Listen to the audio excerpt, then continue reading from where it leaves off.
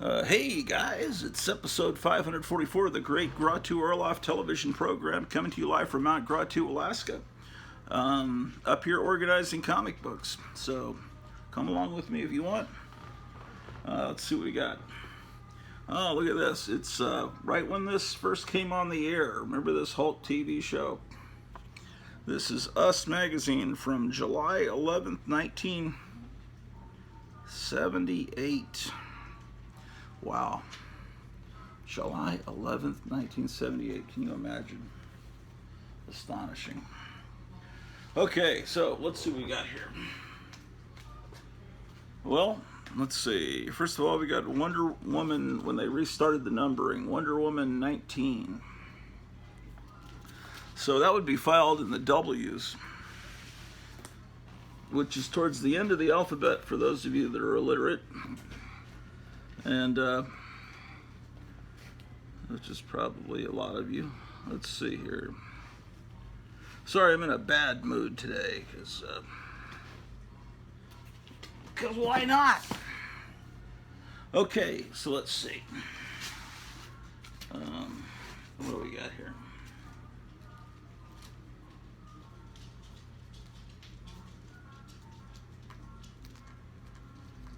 What is this shit? From the dollar bin, this is Lost in Space number 7.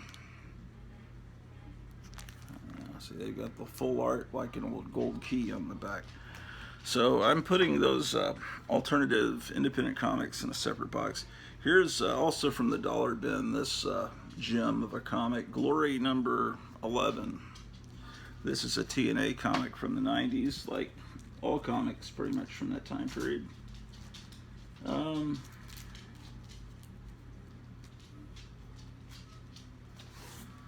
Why, it's the famous comic 666, The Mark of the Beast. So that's an independent comic. Number 7, apparently. Here's a comic or a magazine called Now What, which has an interview with Van Williams, who passed away a few years ago. He was a Fort Worth native. He went to Arlington Heights High School, and before he was in the Green Hornet, he was on Hawaiian Eye. So these are independent comics. So these go over here. Let's see what else we can find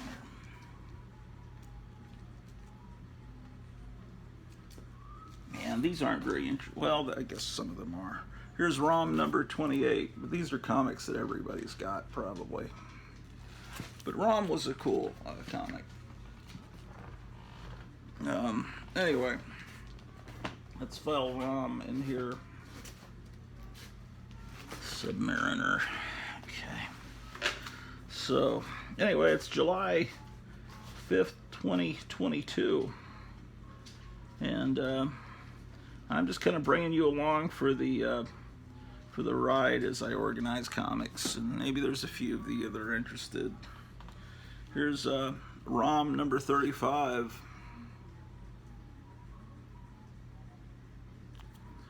So I have a whole bunch of ROMs in the other room, and these need to be filed in with them. Here's ROM Space Knight number 40. Of course, he was based on a toy that came out around that same time period. Marvel was really into making comics out of toy lines, a lot of licensed products. Here's the Spider-Man Saga number 2, something you can find in dollar bins everywhere. But yikes, I guess it's a good way for people to learn about the history of Spider-Man. Drew, our dog, is walking around trying to find things to chew on. So, Spider-Man. Spider-Man. Spider-Man. Yes, indeed, Spider-Man. Oh, here's another copy of Spider-Man Saga, number 3.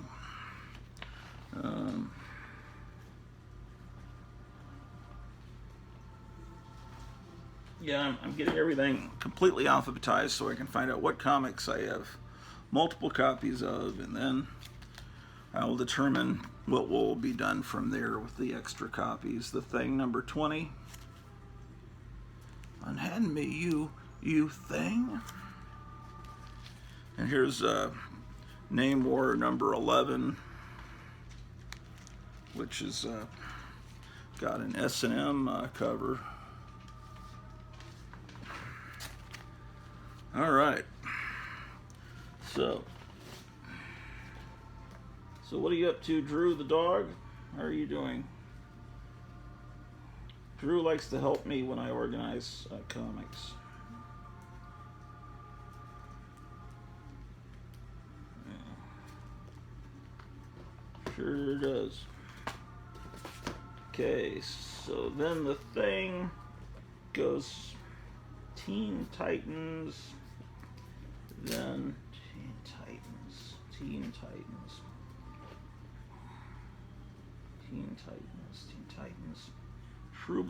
then the Thing, then True Believers. Okay, what else we got in this stupid box? It's Silver Sable number 1 with one of those 90s raised covers. This is comics for the blind. It's TNA comics for the blind. They're done in Braille, so you can feel the boobs, right, and the legs. Silver Sable. Very nice. Very nice. I have several copies of this. I just thought that was a cool character. All right. Legends. I think this was... Why was this comic created? I think to sell toys. I'm not sure. But then everything's probably to sell something, right? Here's X Factor 2. I'm not showing you they're like real big ones today. I'm just trying to get these things alphabetized. If I only show you the big key issues, then I'm never going to get this stuff done. And I want to get this stuff done. Then I can go on and do shows about other stuff. Silver Sable. Okay. Alright, so it's almost Christmas. I hear that things are going to get a lot better as the summer goes on, as diesel fuel becomes almost extinct at the pump. That will make our society much better, because you know, the truckers don't need diesel fuel. Nobody really uses diesel, right? And then I think that'll probably mean that we'll have more food in the supermarkets and prices will go down. So I'm figuring around August, September, things are going to be great here. So I'm real encouraged about that. Here's Marvel Comics Presents number 81. Barry Windsor Smith's saga about Wolverine walking around naked with lots of tubes coming out of him. Marvel Comics Presents. Yes, indeed.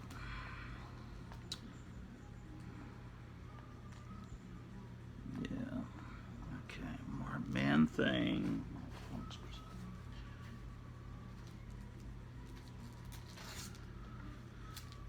Okay. This is Marvel Superheroes Summer Special number 2. This very unfortunately named hero, Speedball. Why don't they have a superhero named Crackpipe or something like that? Yeah, Speedball is what killed John Belushi. Marvel Superheroes. Yeah, let me be in charge of Marvel for just 2 months and watch the heroes that I would create and the havoc I would do to that woke company. Okay, what else we got in here? Oh, here's this is good. This is more my time period, the 20-cent era, the window box, right? Now, Marvel's recently made a mockery of this guy who could be terrifying in a movie, but instead they decided to just make a mockery of him with some little cartoon, probably Adult Swim style cartoon. Well, you know, they own the characters, so what can I say? I can't. What are you gonna do? What you gonna do? But we have these old comics and the memories they provide. They can do whatever they want to these characters, and it's not going to change how wonderful they once were. Just like nobody's really going to change. Oh, I was about to say something foolish. Nobody's going to change those first 3 great Star Wars movies, but then they were changed. In fact, the original Star Wars movie, I think almost every special effects outer space scene in that, the one John Dykstra, an Academy Award, has been changed to computer generated 1990s kind of effects. Oh well, what can you do? Here's Daredevil being hung, 136.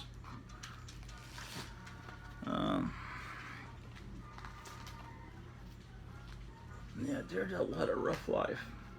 You know, that TV show's really great.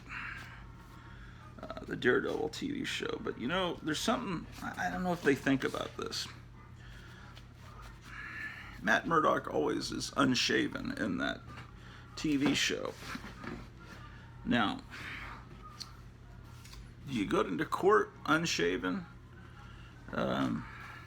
And say, well, he's blind, he just not able to shave himself properly. Nonsense. If you're a superhero and that part of your face is always exposed, don't you think that's going to help people figure out that you are in fact Daredevil? Since Daredevil always is always unshaven as well. I don't know. Things that I think about. I'm sure you've thought of it too.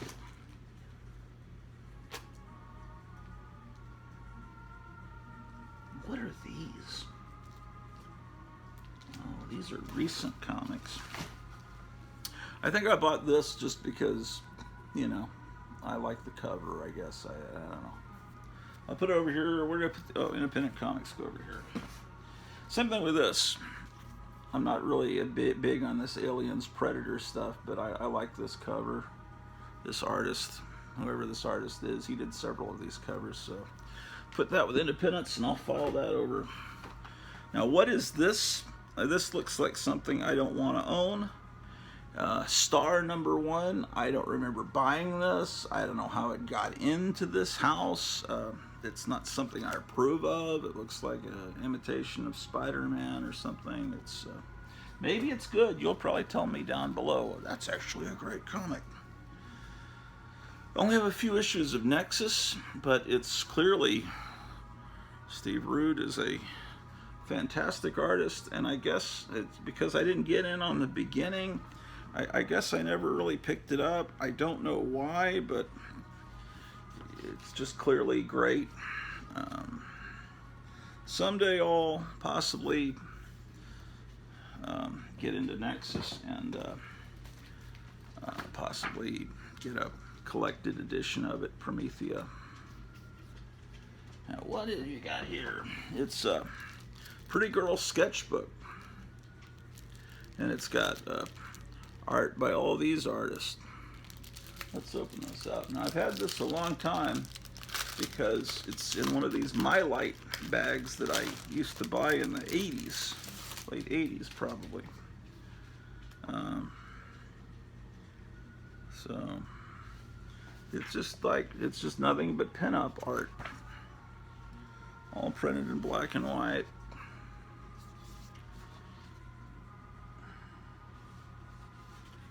Yeah, so I doubt it is a very valuable thing, but it's kind of cool. Pretty Girl sketchbook with pinups by 18 artists. Frank Miller.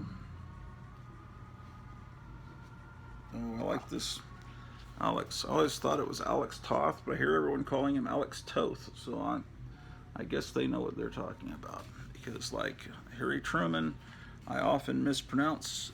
They say people that mispronounce words, bless them, for they learned those words by reading. And you just, you read, and that's how in your mind you pronounced it, and so that's what sticks, you know. So you know when someone mispronounces names or words like that, those are, they've never heard it pronounced. They're actually readers or morons. Yeah.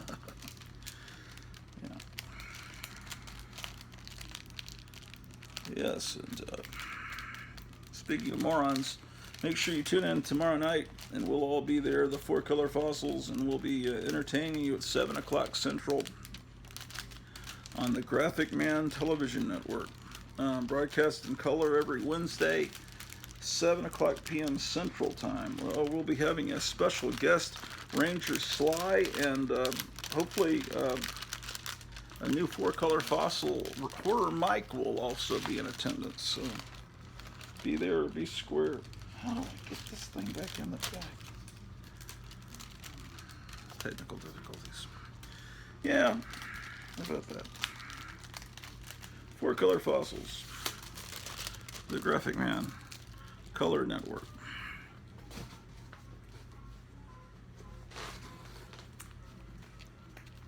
Oh, here's a EC Comics reprint.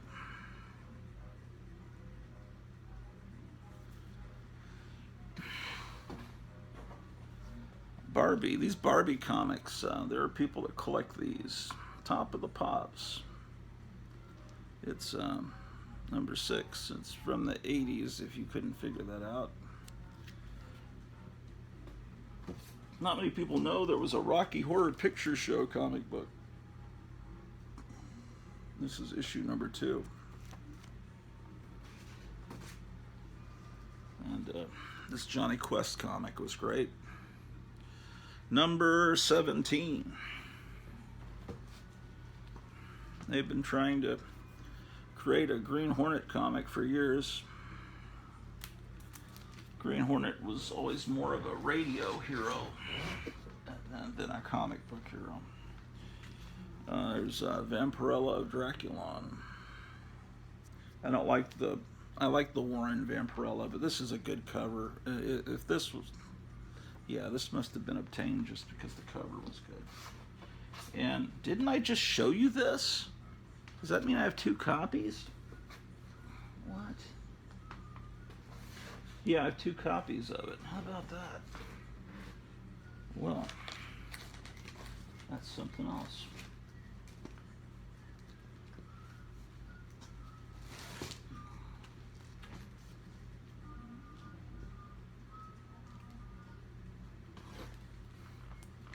Yeah, The Thing. There's Ms. Marvel. You've seen her in the new hit television show on Disney Plus channel. Yeah, she looks just like that in the TV show. Actually, it's a different Ms. Marvel. Some new creation that Marvel did. Ms. Marvel, who's a little kid. So, yeah, I'm sure that's a huge hit for Disney. It looks so fascinating. I actually watched the first episode. It was definitely not aimed at me. So, where's the thing I just put in here? I don't know.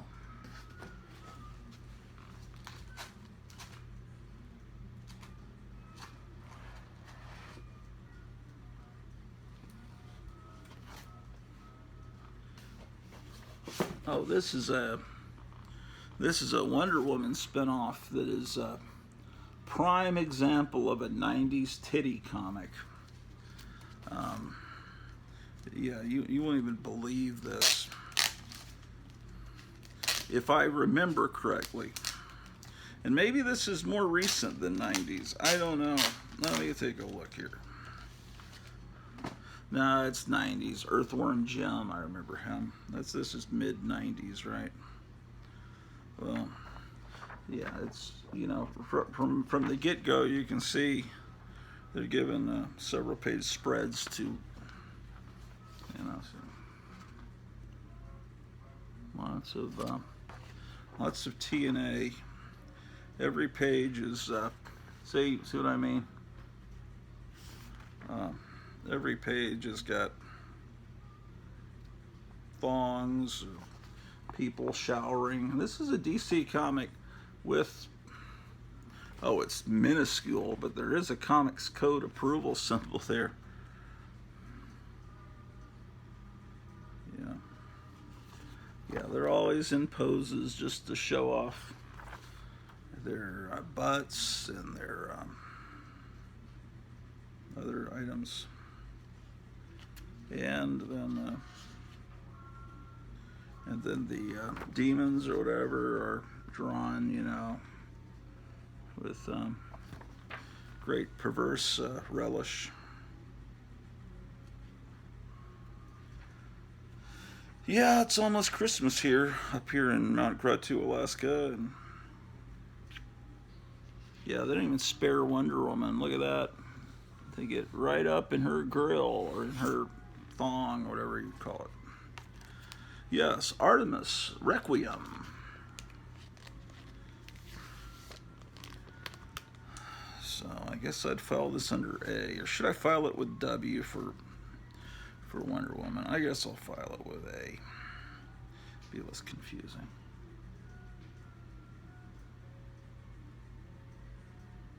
For noises. All right.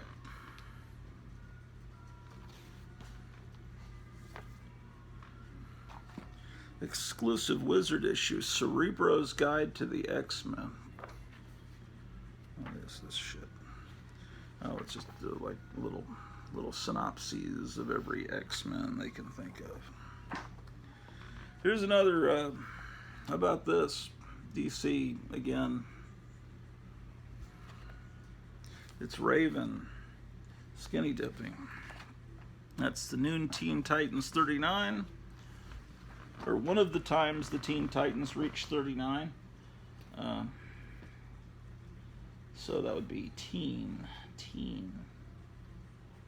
Oh, I'm making a mistake.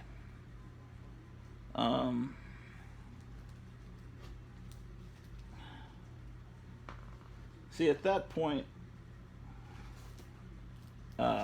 Teen Titans was a comic that was only sold in comic stores, so I guess they felt like they could do more racy covers like that and get away with it, because it wasn't on the spinner racks everywhere.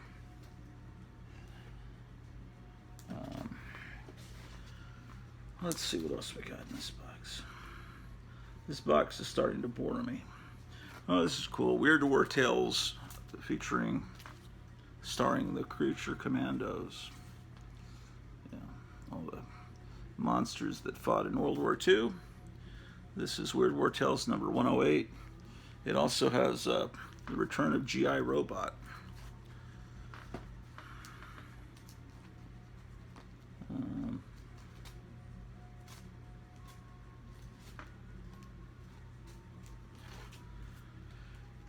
Here's the Killers, number 3. Now, this is neither Marvel nor DC. I'll put this with the Independents. Let me look in this box. I'm getting bored with that box. Oh, wow. This box is pretty darn cool.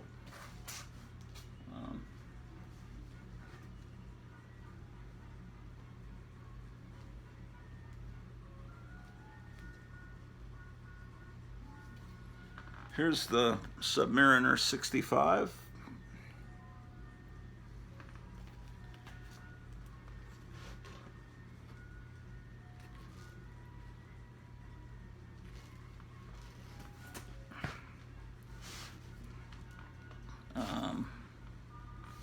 Yeah, let me take this box into the other room because I'm spying some Silver Age comics that don't belong in this room.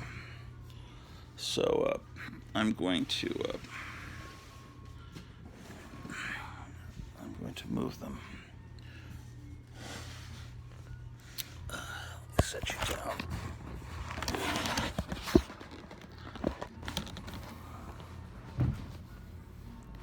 Wonder where Drew the dog went.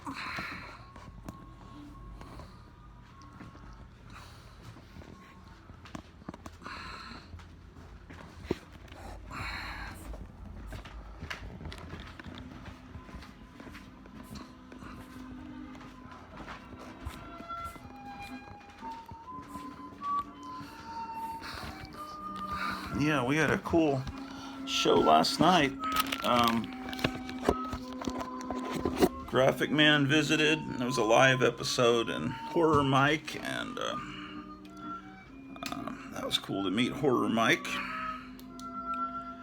All right, so we get everything.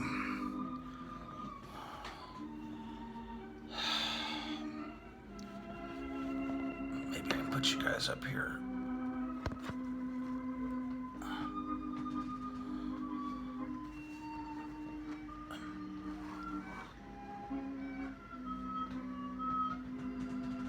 Okay.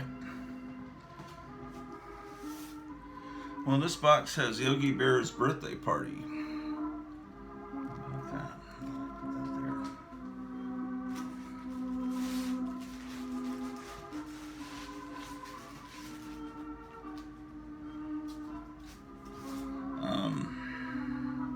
World's Finest, number 179. Adjust the light.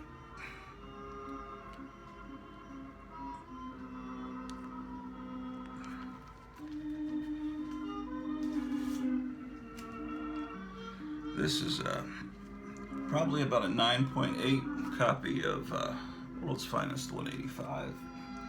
Actually, I'm being sarcastic. For those new viewers, I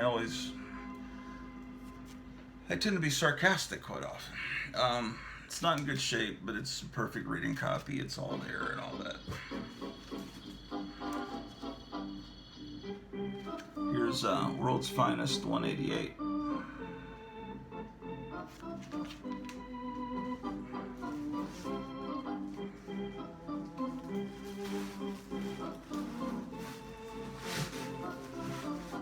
World's Finest 187.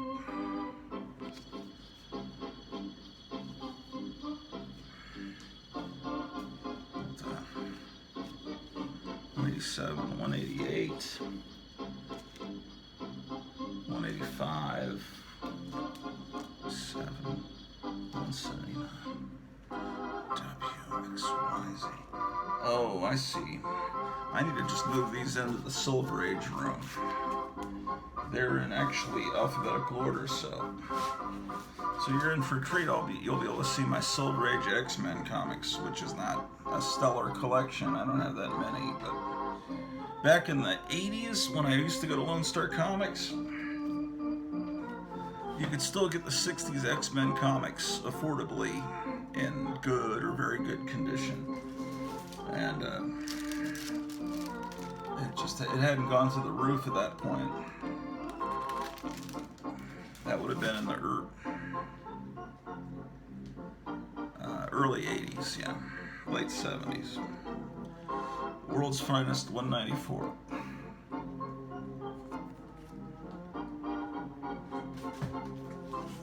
It looks like I have 2 copies of that issue.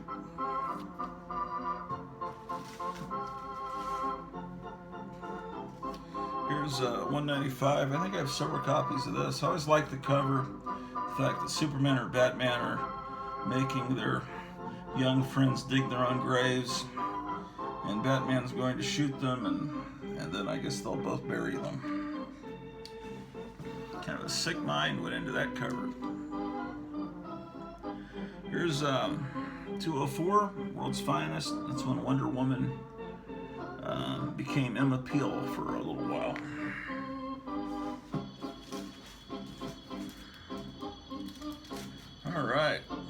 Superman and Dr. Fate. Neil Adams cover.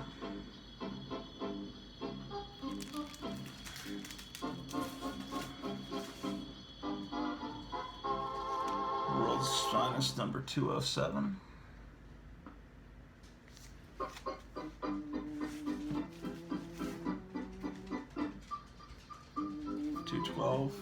I have some other X-Men's. I'm just realizing I've got to. This is why I've got to get these books organized. This is an X-Men that has had the title removed because it didn't sell. The X-Men was a comic that never sold, but Stan Lee somehow knew to keep publishing that comic, even in the early 70s when it was just reprints, just basically reruns, waiting for that moment when lightning would strike, when they created the new X-Men with Wolverine, and then it took off. But it took years for that to happen. But somehow Stan Lee knew to keep going with it. Here's number 8.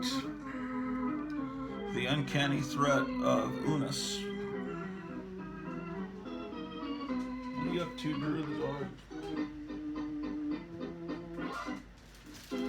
I remember buying this on that hot summer day when I walked up to Lone Star Comics from my home.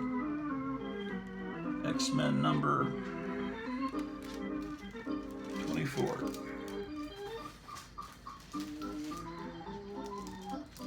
X-Men 27.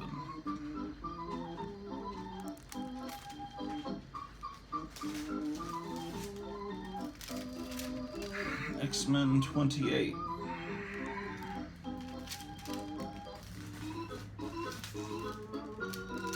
X-Men 31.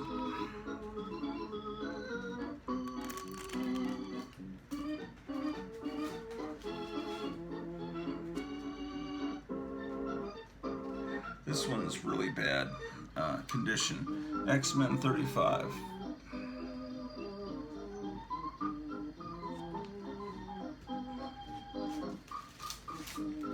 X-Men 40.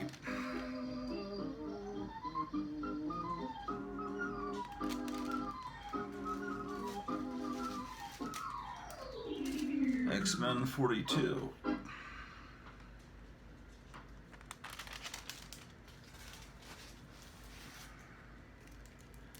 X-Men 46. I guess I should fill in all these holes, but maybe someday.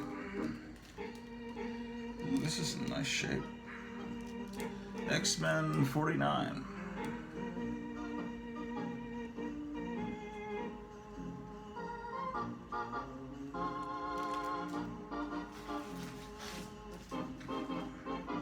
X-Men 50.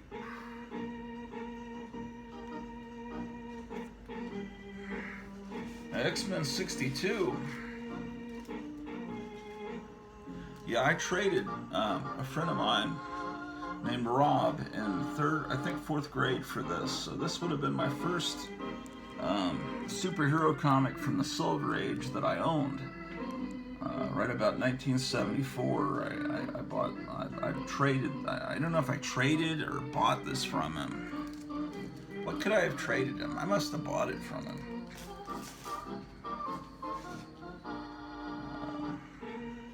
X-Men 72. It's got a date stamp on it. Let's see if I can read that date stamp. July 16th. What is that dog doing? And I've got Young Romance.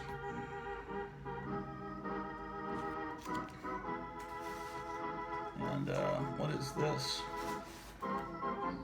This is I just filed it there because it's clearly a Zane Grey comic. What the actual title of the comic is, I'm not sure. It's so Y Yogi Bear is before Z. Yogi Bear is before Young Romance.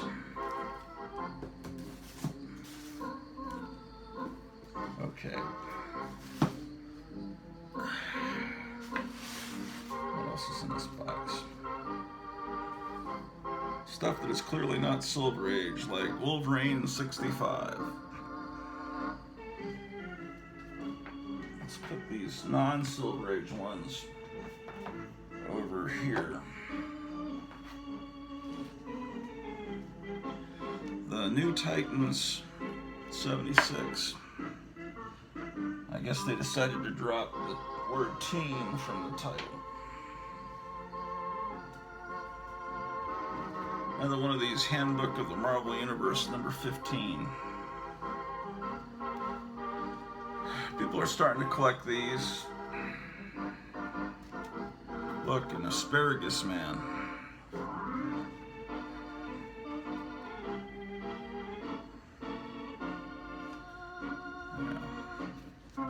All these Marvel heroes and villains that have yet to appear in the Marvel Cinematic Universe. Like these fellows. What is this here? Oh, this is a special appendix of alien races.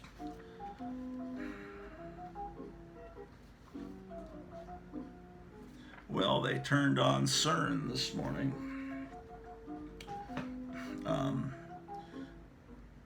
Jack Parsons, the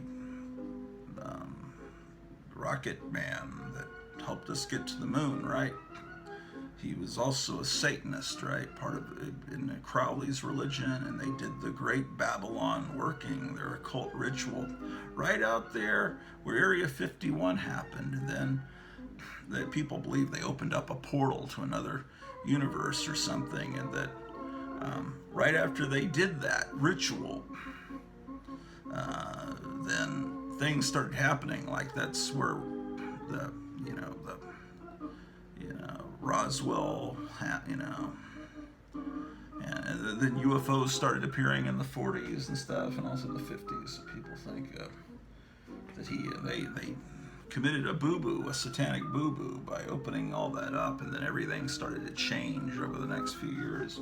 So who knows, them turning on CERN this morning, we might start seeing some of these space alien types appearing, and demons and Nephilim and giants, and people like these guys might be popping up on your street corner.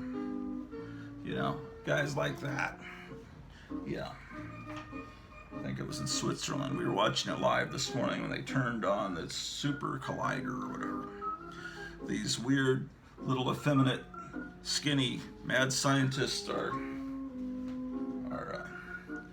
ruining our universe. Lots of copies of Marvel Universe. Yeah. What are you up to, Drew the dog? You bored?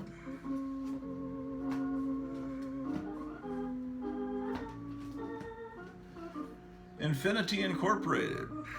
Yeah, this must be the Hour Man that is in the Stargirl TV show, because not Hour Man, I'm sorry, Dr. Midnight. Hour Man is Hour Man. This must be the Hour Man and Dr. Midnight, the young girl that appear in the Stargirl TV show. The younger versions.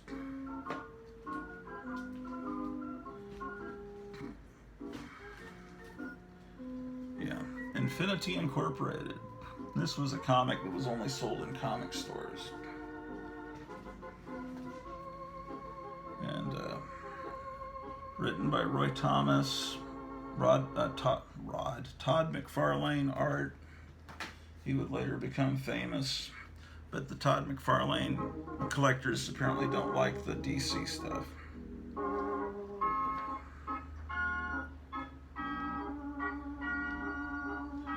Yeah, it's more of the New Titans.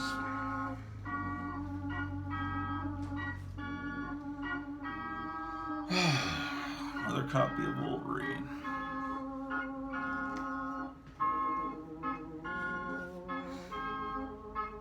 It's the Uncanny X-Men number 11. Oh, look at this Meatloaf ad on the back. How about that? It's the Smurfs #1. I remember it was like 1969, 1970 when we were living in Germany. I would get these little Smurfs, because they were sold over there in Germany, and I didn't know much about them. I never saw the cartoons over in Germany. I just saw these little toys, and so I knew about Smurfs a good 8-9 years before they came on American television. So it makes me an OG, an original gangster, an original Smurfs gangster. I picked up this Savage Avengers wondering because it looks kind of cool. It can't be cool because it's modern Marvel, but I just thought you got Conan and the Punisher fighting together against demons. I don't know. Maybe the art looked kind of good. I thought, well, how can they mess it up that badly? But I'm sure they can. So I try to pick them up whenever I see them, and then maybe I'll be able to read them.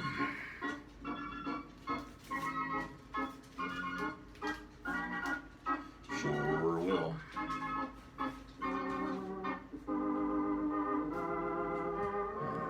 Here's the New Titans '89. I'm pulling these out of this box because I have some other Silver Age stuff I want to put in here with the World's Finest and the X-Men. So let me do that.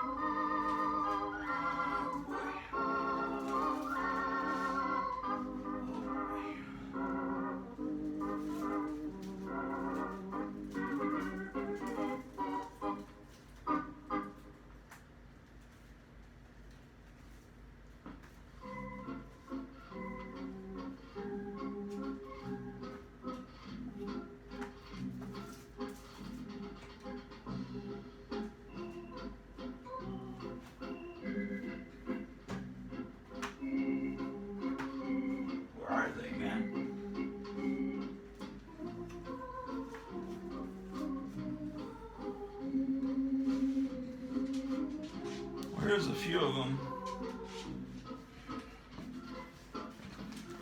It's like Kid Colt Outlaw, number 119. And From Beyond the Unknown with a gorilla cover.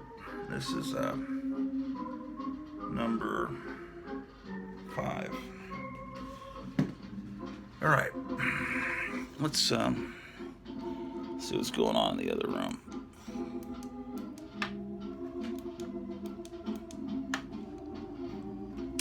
All right, because I found some more books that I need to get put in the other room, and these look interesting.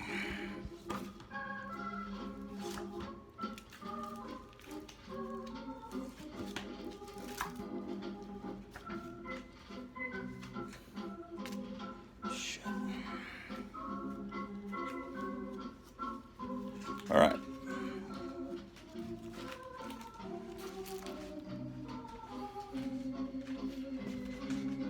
See, I'm turning off the light. I'm being good.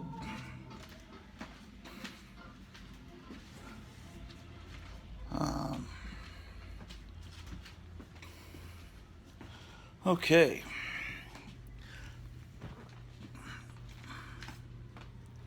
Oh, did I show you? I think I showed you this.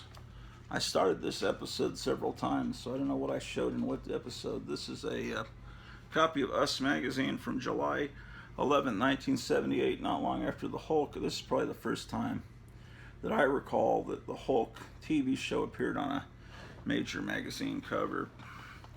And this is a Marvel Comics Index. They used to sell this in comic stores to the Avengers. And yeah, this is a kind of a interesting cover, back cover. So let's see. Yeah, they have synopses of each issue of the Avengers, but it also covers appearances by the Defender. It also has Captain Marvel, and what else is in here? Looks like they also do the Defenders in this issue. It's kind of thick.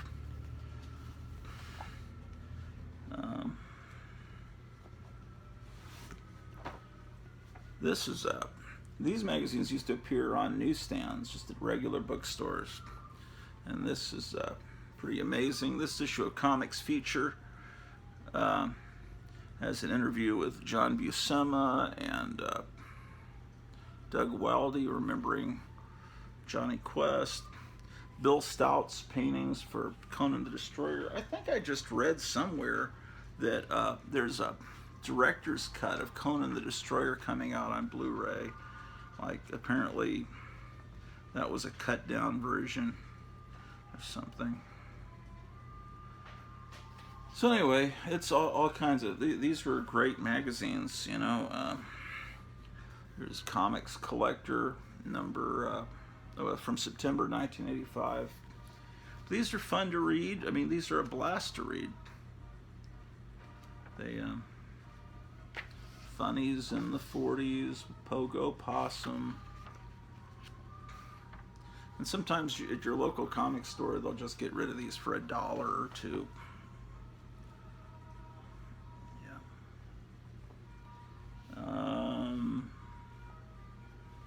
And then, of course, the Comics Journal was a fantastic publication. This is a July of, I think, 81 issue. Now, Comics Journal, yeah, Comics Journal was not printed on the best of paper, so it's a lot of times they're gonna be not in perfect shape, but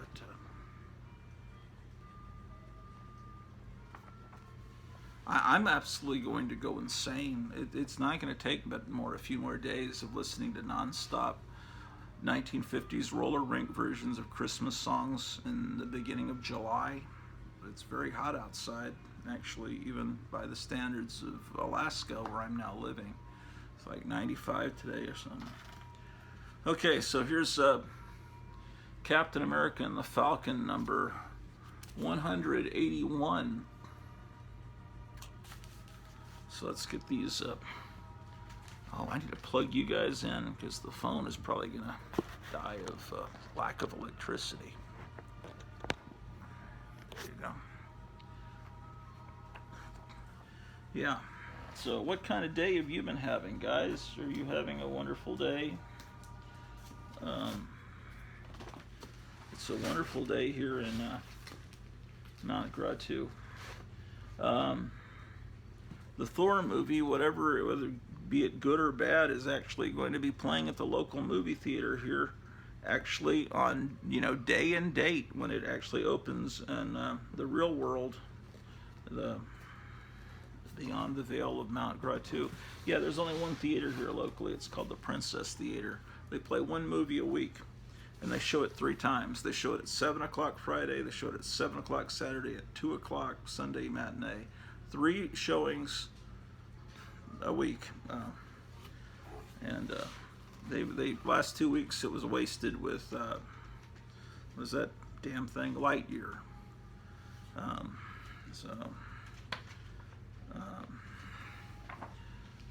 Yeah, and whatever. And then I think when Thor is going to play for 2 weeks, which is 6 showings, and then it will be replaced with Elvis, which will be kind of late. But now I could drive to a theater in another town, but that's going to be close to an hour drive, and in Biden's world, that's kind of expensive gas. This is Thor number 400. And even though this came out in the 90s, it looks like a real Thor comic. I mean, I don't like this logo. I like the original Thor logo that looks all jagged. That's just because that's what I I like. But this fucking thing, even though it's from the 90s, it looks like a real Thor comic because this Ron Frenz guy was able to ape Jack Kirby really well. So I mean, look at this. Now that's a great Thor logo. I forgot about that one. Yeah, this yeah. Cheers to Ron Frenz. I know sometimes he actually basically traced and just made slight changes, but this is like I'm really reading a 60s comic. I like that. I don't like things to change. I like things to stay the same. So,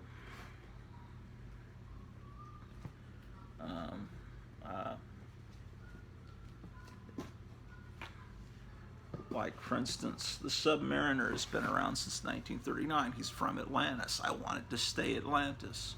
In the movies, he's going to be like an ancient, he's going to be from some ancient Mayan civilization that sank. And so I said, well, no, the Submariner is supposed to be Atlantean. And I said, well, what are you, racist? Why can't Submariner be Mexican? Well, just because he isn't, that doesn't make someone racist. I just want it to stay the same. I don't want things changed.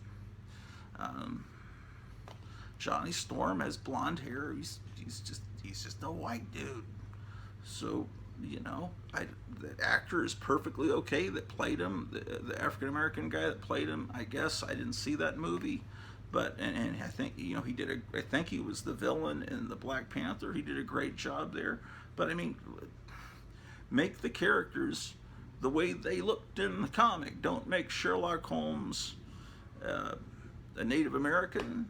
It won't make sense. Keep them the way they were, and then if you want to make the movies diverse, that's great. Add characters that you create and add them to the cast and make it diverse, but keep the original characters looking exactly like they did. And I don't even think that guy, all the fans were wanting this guy, John Krasinski or something, to play Reed Richards, and they put him into the Doctor Strange movie for like 30 seconds before they killed him. I don't think that guy looks like Reed Richards. His facial structure, I don't know why everyone thinks he does. He looks a little weird, honestly. His head just looks weird, man. He doesn't look like Reed Richards. Reed Richards looks like he stepped out of he looks like more like J.R. Bob Dobbs, like from a 1950s ad, you know, a guy, you know, selling a pipe or something. Challenges of the Unknown. This is in wretched condition, absolutely poor condition. Look at this wonderful ad on the back. It came from Lone Star Comics used to sell these Wounded Wonders packs where you get a pack of comics this thick, and sometimes there'd be little coverless EC comics in there, or sometimes you just get something like this that it's basically books that they can't sell. They're just in too bad a condition to sell, so they just give you a bunch for like $8 or $10 or something. And you know, if the book is in too bad a shape, well, then you could always, you know, do something with it. You know, at least do something amazing that people do with books, which is, you know, read them. But anyway, Conan the Barbarian challenges. Okay. The World of Wood. This is reprints of Wally Wood art. So this needs to go over here with the independent books. The Micronauts #9. I probably have a complete set of the Micronauts. Once I get all these alphabetized, I'll know if I do or not. If I don't, it wouldn't be hard to create a complete set, but it's really better in the early part of the run. Now, what is this? This is Night Nurse, and what this is reprints of the Night Nurse, who helped you know, superheroes when they were hurt, injured. Now, again, in this Daredevil TV series, they changed her was about to say they changed her sex. No, they changed her race. But Night Nurse is a character that most people have never heard of, so I guess they figured no one will worry about it. But anyway, that's some original art.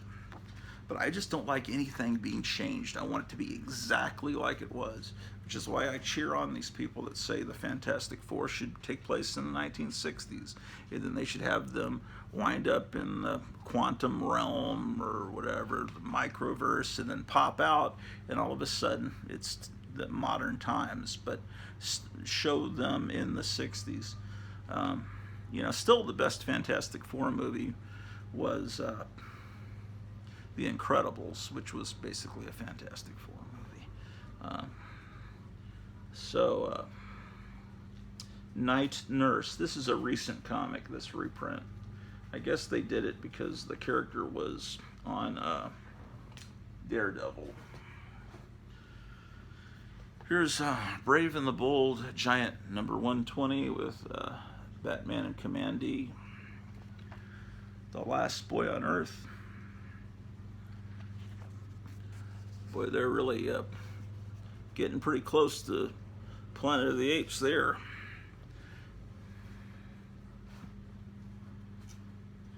Jack Kirby said that he had never seen Planet of the Apes, but he'd probably read enough about it to know, basically the premise. Okay, so, Brave and the Bold. I was trying to put it under Commandy. Okay, Brave and the Bold. Yeah. Marvel 2-in-1, number 7. Here's another character, Valkyrie, that they changed for the movies and made African American. Heimdall was also made African American. There's a lot of characters you could put into a Thor movie that are African American, but the Norse gods, it doesn't kind of make sense for them, since they're the gods of the Vikings, and these were all pretty much white guys, so their gods would therefore be white. Doubt they were even aware that there were, I don't know, did Vikings ever interact with Africa? I don't know, possibly. This is a great comic from this time period. Evel Knievel was a toy that I never had. But, oh yeah, also, whenever you see a 25-cent price on a Marvel comic, for those of you new, always check and make sure the value stamp is there, because some kids would cut those out. Philistines, but yeah, some kids did it. They didn't know any better. These were kids that loved comics enough that they wanted to collect those stamps. They weren't thinking about what will they be worth someday. Marvel Triple Action, number 11, 20 cents. This is a reprint of old Avengers comics. Sometimes they cut panels or pages when they reprinted the stuff in the 70s. Sometimes they would trim the stories because they had a lower page count in the 70s than they did in the 60s. Another thing is the covers, the artwork, and this is the original artwork from the 60s, from that issue of the Avengers, but the colors are a lot brighter.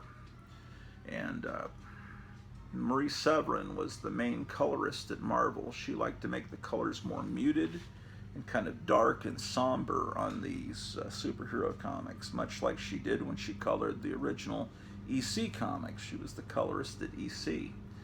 And the story I heard is a new guy came on at Marvel in the 60s, and Stan Lee, was telling him, make those covers brighter. And he wanted them to be bright and pop, like, pop art, like the Batman TV show, bright colors,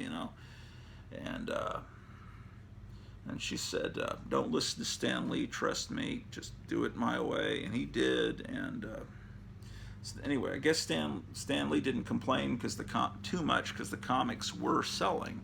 But once Marie Severin moved on to something else, Stan Lee in the 70s, my understanding is said, this is more the way he wanted the art to be colored.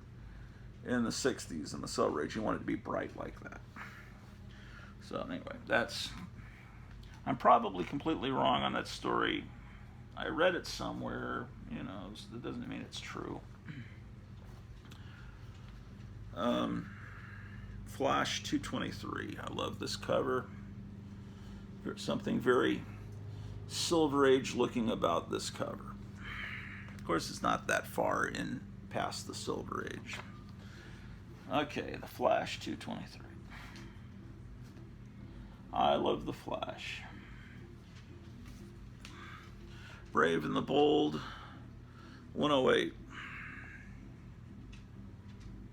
Batman and Sergeant Rock. Anything could happen in the Brave and the Bold comic. It existed in this alternate kind of world from the other Batman titles, and you know, they would figure out a way for Batman to be teamed up with Sergeant Rock, even though he was a guy from World War II. Maybe, let's see, I'm trying to remember. Is Sergeant Rock an older guy? Probably. Yeah, it's like it looks like it's like Nick Fury. He's an older guy. See, but 45 to 55 to 65. World War II, as you know, ended in 45, and this is from probably about 1973. So that's less than 30 years after World War II. So if Sergeant Rock was about 30, you know, he's be in his 60s, you know, in this. So yeah, the World War II generation was not back then a bunch just a few 95-year-old guys. There were still a lot of World War II veterans around, and they were the kids' grandparents. You know, kids in the 70s still were close into World War II. They could still, when they went to Grandpa's place, still hear those stories. Or if their grandfather really saw action in World War II, he probably didn't talk about it that much. The war veterans that really saw action were a lot of times less talkative about it, because a lot of guys they drank a lot after World War II, and they tried to have a calm, sedate world after World War II. You know, they came back. The government paid for their college education. Back then, the guy could work. You'd have a couple of cars. You'd have a house. The wife wouldn't have to work. Back then, things were very different. But they still had these memories of World War II, and there was a lot of drinking going on.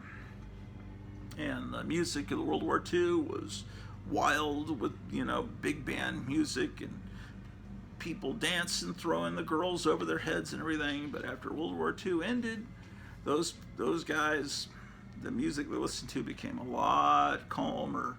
They listened to Mantovani, and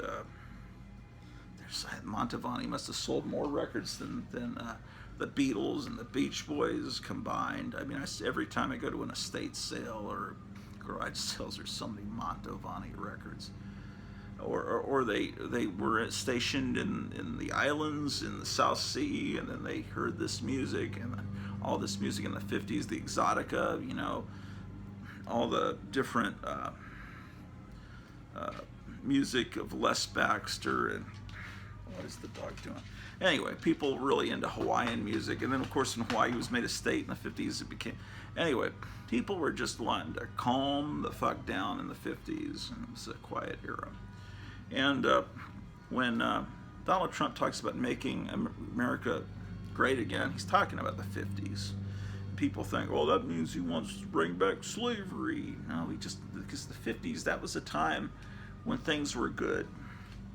And were things perfect? There's always been bad things, but things were good. Marvel double feature.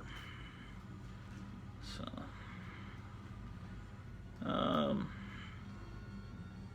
what the fuck am I even talking about? Marvel double feature 18. Here's Archie, the Dead Space Ghost. I forgot that happened. How many art issues did Archie do with Space Ghost? This is number 1. Is it the only one? You know, DC did Space Ghost. Gold Key did Space Ghost.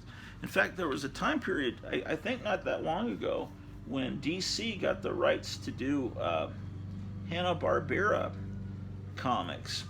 But they did this weird thing with them. And I got the whenever I find them in dollar bins, I pull them out. And, but yeah, I file all these under H for Hanna-Barbera. But I'll show you some of these DC ones. They're just crazy, you know. Okay, so you've got these young characters, and it's called Future Quest, teamed up. But then when they do Dastardly and Muttley, look how strange that is. The Muttley is like a human dog, like strange stuff. And then the Jetsons, you know, they just look like they're not cartoony anymore. They look like. And the Flintstones, you know, they're more like, look like real people. And yeah, they did a Space Ghost comic.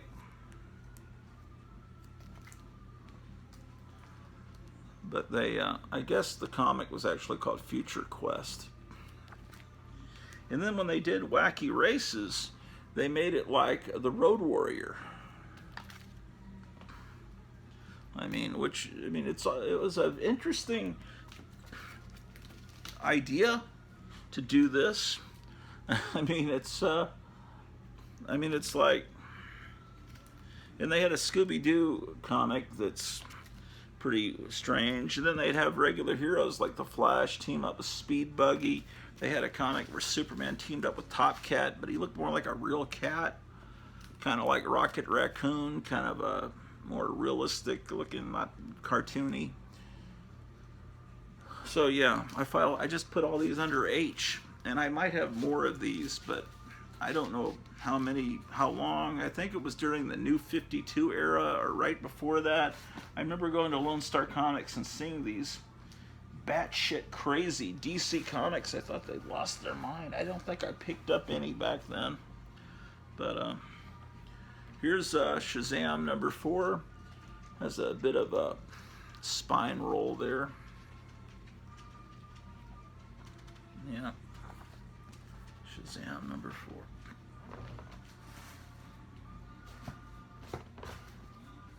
Yeah, I think we're going to go eat here in a minute. We're going to either go to this place that's been there since the 50s called Dairy Sweet, or get a burger, or we might go to this Mexican restaurant called El Vaquero. It's the only Mexican restaurant in town. The Brave and the Bold, Batman, Wildcat, co-starring the Joker. That looks like Rachel Maddow from MSNBC. Look at this full-page ad for Joe Kubert's tour. Man. Memories. And this comic that wasn't successful, but it was a Conan-type Claw the Unconquered. The entire world wants this man dead. Why? Thrilled to the saga. And of course, you could get all these treasure. Now, DC didn't call them treasury editions. They called them, what did they call them? Something else. Limited collector. Limited collector's edition. Okay, so that's Brave and the Bold 118.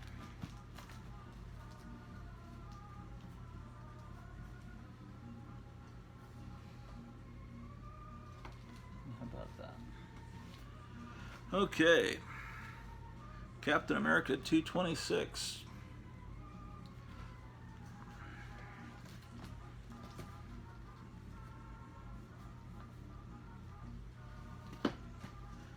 The Avengers, The Wrath of the Weathermen, Avengers 210. They're up against the hippie terrorist group, huh?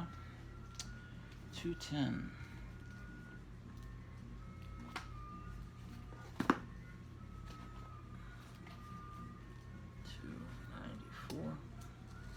How about that? Just throw up too.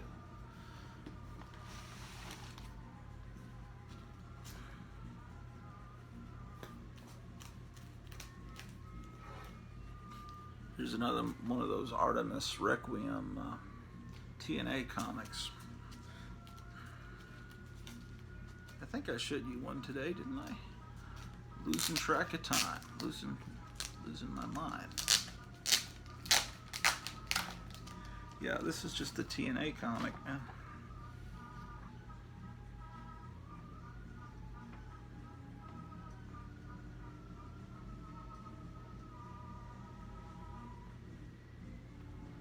This one doesn't look quite as TNA centric. Yeah, I guess it does. This artist, what is his name?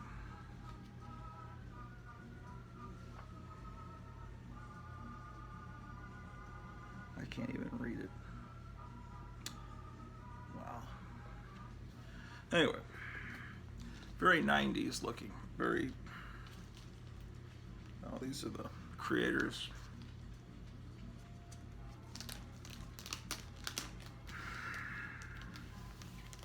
Very much Image Comics looking. Is what that is. Artemis #4.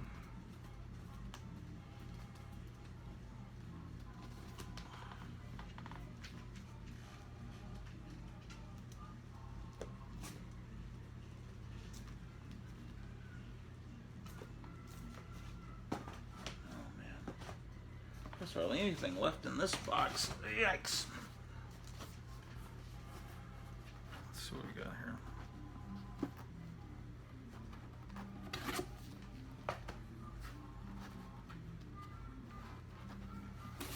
Oh. Maybe some cool stuff here.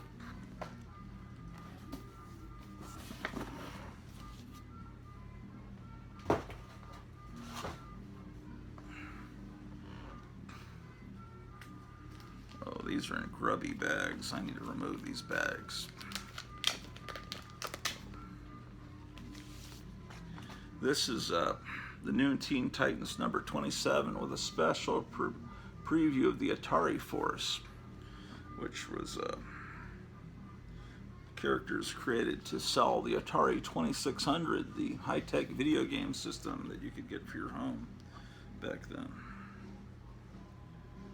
But yeah, new Teen Titans number 27.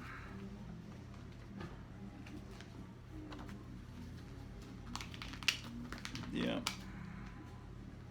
Because with the Atari 2600, you could play games like at your home, like Tron.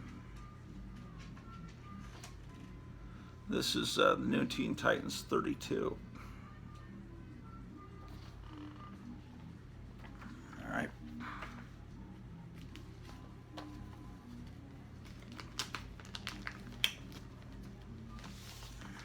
This is, what does that say, 35?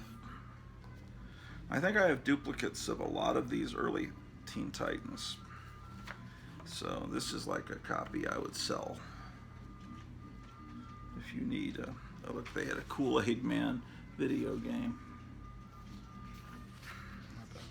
Yeah, video games were real big. Q*bert, Burger Time, almost every ad was for a video game.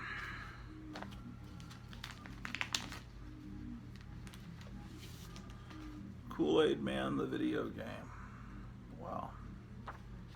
I don't think I knew anyone that owned that. This is new Teen Titans 37. Okay.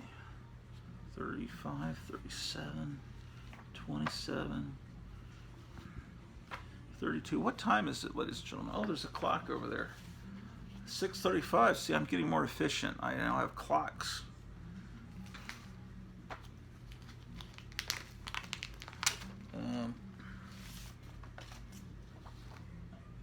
What is the...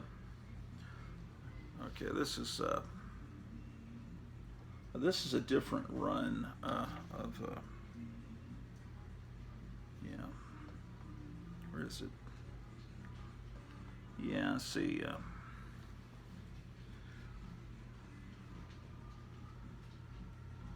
where is it? Oh, yeah, it's the same one. They started Teen Titans over. Okay, so that's right. They started reprints of Teen Titans, and then Teen Titans changed to Tales of the Teen Titans. It was a little confusing, but I remember now, because I think the reprints were on Baxter paper and were sold only in comic stores or something like that. Here's issue 48, and it's a real thick issue. It looks like a Golden Age comic. Oh, it's got a special Matchbox little story in the center that is selling Matchbox toys basically to you. But it's weird that they don't even acknowledge that that's in there. Oh, look, they got George Perez with Steve Rude in this. That's cool. 48. What do you want, Drew? I think Drew might be hungry. No, I just gave her a whole can of food.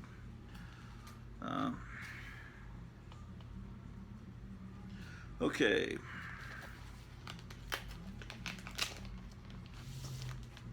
This is Teen Titans Spotlight on Jericho. These comics are cool, but these Teen Titans Spotlights I don't think have any value at all to collectors. I see them all the time for hardly anything. It's Ecstatics number. I like this Mike Allred stuff. This is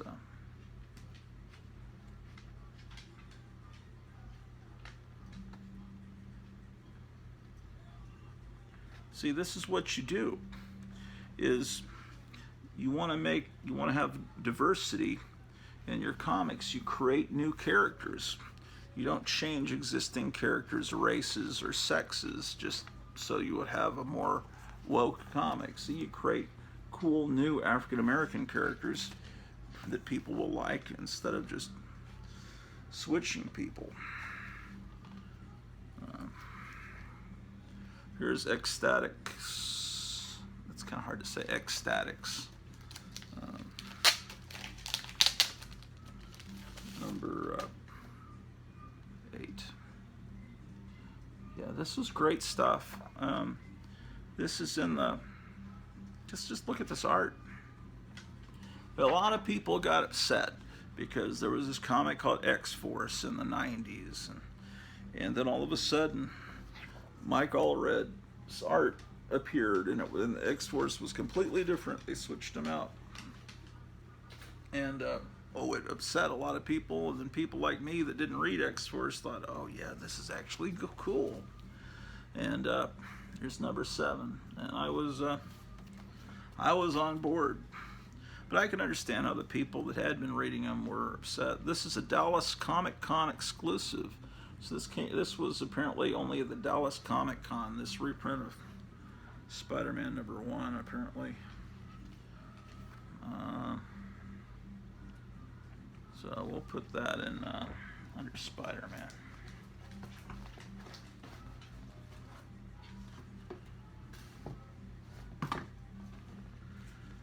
Here's Sergeant Rock 422.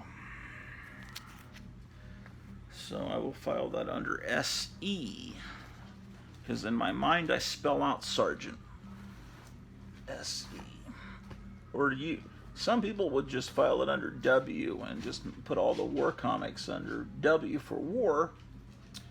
Technically, the comic is spelled out SG, it's the abbreviation for Sergeant SG, but when I put it in here, I put it SE.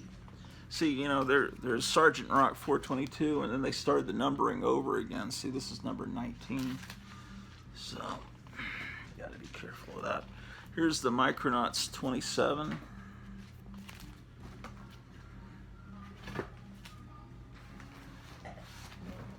What are you up to, Drew? You're getting me nervous. If I ignore Drew, she starts chewing on things. Man, I gotta be careful.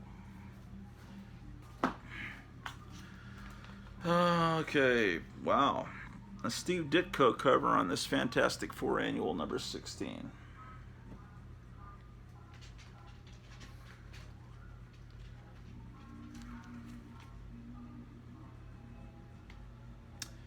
Yep, cool.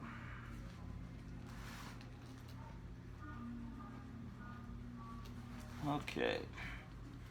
Fantastic Four.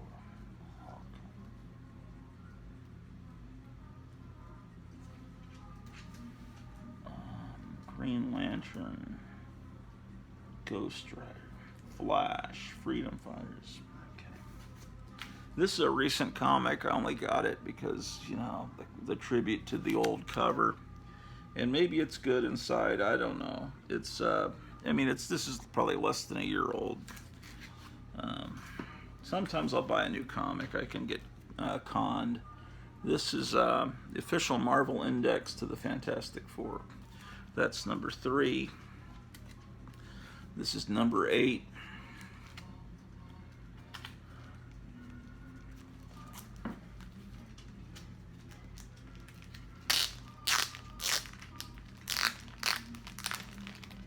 I think people may still be shitting out firecrackers outside. This is made to look like the old 60s Fantastic Fours. I had some of these, and then Graphic Man sent me an AOK back a couple of, I don't know how long ago, I've lost track of time, maybe a year and a half ago, and he sent me like almost a complete set, if not a complete set, of the world's greatest comic magazine. Here's another one of the official Marvel Index to the Fantastic Four, number 9.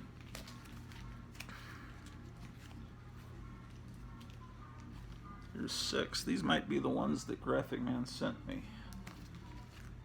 No, I don't think so, because I think the ones he sent me had, he keeps stuff on the back of the backing board, like information, you know, like when he bought it and how much it was and stuff like that, which is really cool that people do that. Wonder Woman 26, this has a special bonus book inside of it. Okay, let's get these Fantastic Fours in here.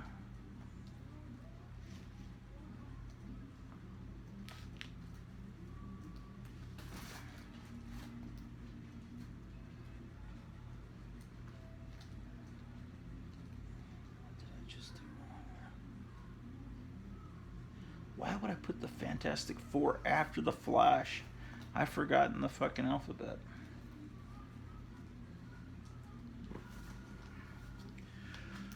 Okay, Wonder Woman. I didn't like that they restarted the numbering on Wonder Woman either. See, that's another thing I'm big on, is keeping the numbering proper. West Coast Avengers number 26, Zodiac Attack. All-Star Squadron number 22. Okay. All-Star Squadron. 20. Okay. What do we have here? This almost tricks you into making it look like it's an old comic. It's actually a Pizza Hut collector's edition. You get this free when you ordered a pizza at Pizza Hut. It's a reprint of Superman number 97. See, in the mid-50s, they made the Comics Code Giant to let parents know, hey, this comic really is okay, because this is one that's not going to have, you know, people being chewed to death by zombies and whatever, you know, axes and foreheads. We had a good time talking about pre-code horror comics last night on a live broadcast I was doing. It was so cool that Horror Mike made an appearance, and he's done documentaries on pre-code horror. If you look up Horror Mike, or look up Horror Mike and then type into YouTube, type Horror Mike and then type in Haunted Thrills, and that should take you to the little documentary he made about pre-code horror. And he did interviews with all the surviving artists from the 50s that did those horror comics that he could find, and all that's on his webpage. And so I highly recommend that you seek that out. So let's get these X-Statix comics into the box. X-Statix would be after X-Men, before Young All-Stars. Then I need to get these Teen Titans books in.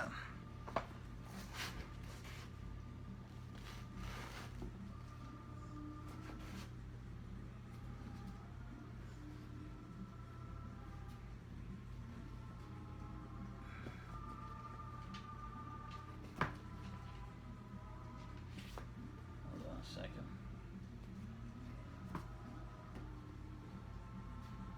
Okay.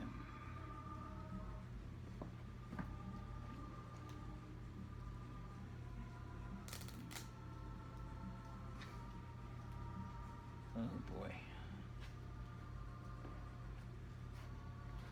Oh man. 27.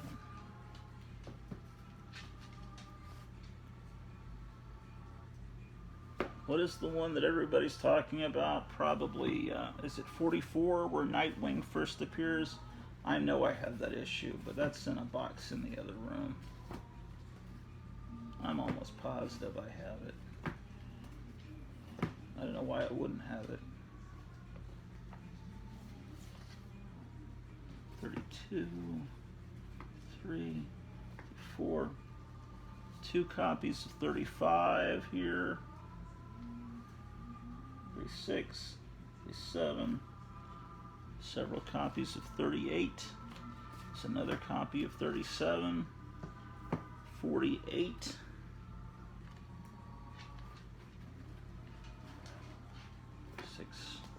48.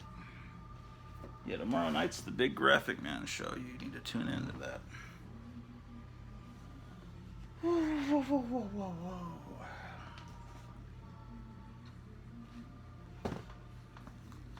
What do we got over here?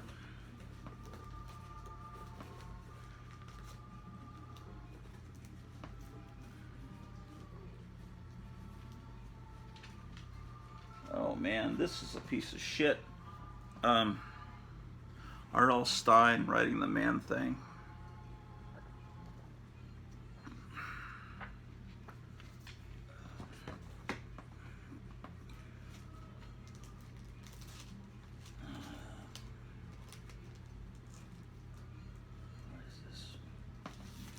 Here's a recent comic made to look like an early 70s comic. Justice League of America. 100-page, super spectacular.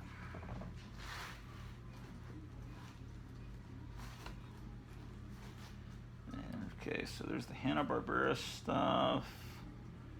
Legends of Tomorrow. JSA, Justice League.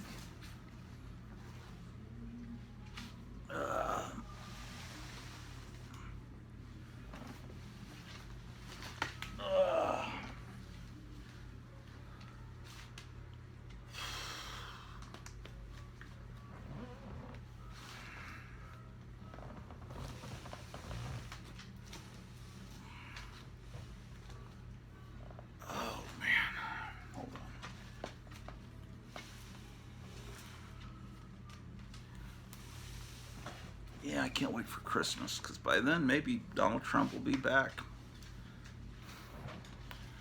It's possible, I guess. Oh, no. She was sniffing this. She could have started eating Snidely. Come on, Drew. Stop, man. You're driving me mad. Drew, get out of the way. I'm bringing this box of comics over. You don't want to chew that stuff, man. It's on a matter. Damn it. Drew, come on this way. It's all right, man. All right. Let's see what's in this box. We've got a long box here. No, that's an 8-track tape. You don't chew on that, Drew.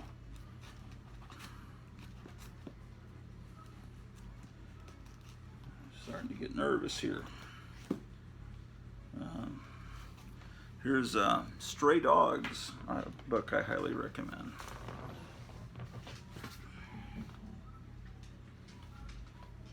Dennis and the Bible Kids. He's being told Bible stories by his mother.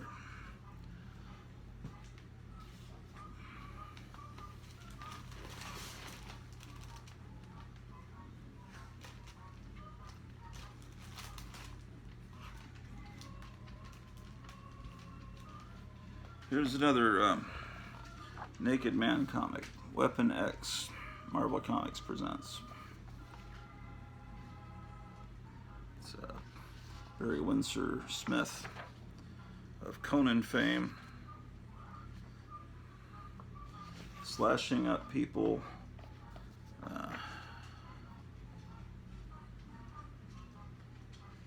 Damn, that's way cool. And then, after you finish reading about 6 or 7 pages of naked Wolverine slashing up people, you get a Captain America story by Steve Ditko. This is look at that, man. It's pretty cool. Wow.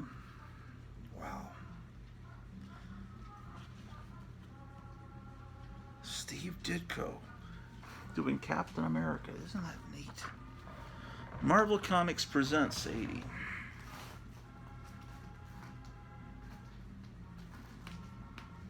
I think I've got that whole set of that Weapon X storyline, and I think I've got, in some cases, 4, 5, 6 copies of individual issues. So possibly those are things I could sell in order to buy petroleum or food. This is Supergirl presenting the Superman family. So, how about that? So I always loved Superman family. So, but that was super.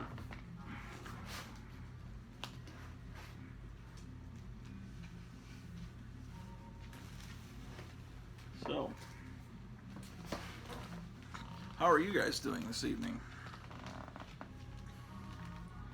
It's the hands. Oh, this feels like it has a Mark Jewelers variant. You can just kind of feel that one has. God damn, Drew, please, Drew, don't stop. Stop, please, please, stop. Stop with these, man. This is crazy. What are you doing to me? Crazy dog. You can tell that it has a Mark Jewelers variant just because it's a little, it feels like it has a backing board in the center of the magazine. See, it's the Mark Jewelers ad that's in the center is very stiff. Anyway, this is from 1975. It is the Master of Kung Fu, The Hands of Shang-Chi.